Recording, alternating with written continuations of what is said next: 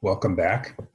I hope that your time at the Transfiguration was fruitful and that you had a chance to reflect about what that might mean to you during Lent.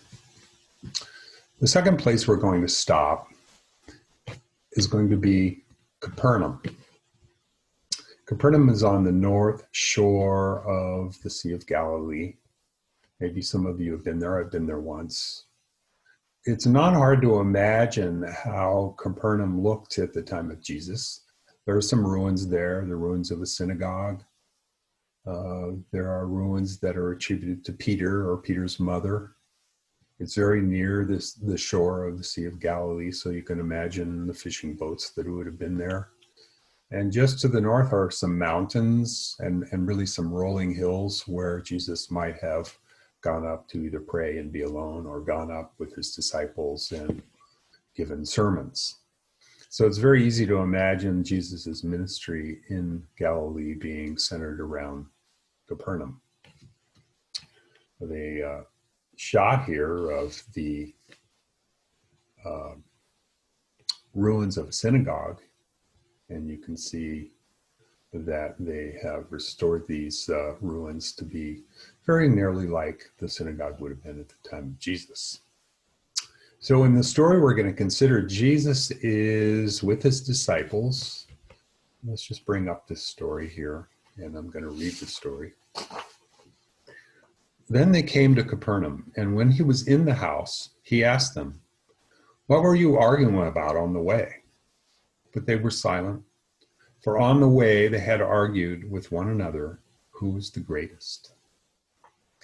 He sat down, called the 12, and said to them, "Whoever wants to be first must be last of all and servant of all." Then he took a little child and put it among them, and taking it in his arms, he said to them, "Whoever welcomes one such child in my name welcomes me. And whoever welcomes me welcomes not me, but the one who sent me." So you can see that in this story, it's Jesus, his disciples, probably some strangers, probably some families, because there's children there. And he's teaching them about servanthood. So the reflection question here, there's a couple of them.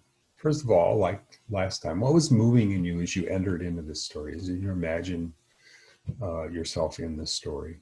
And also, what might be one way that you could embrace servanthood during this Lenten season?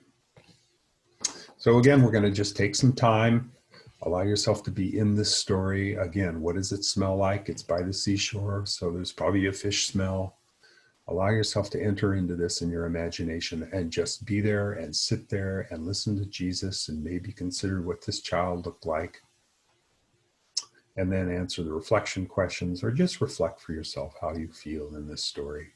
And then journal about that or have a conversation if you're in a group about that. Again, this should take 40 to 45 minutes, and then we'll see you for part 3, which is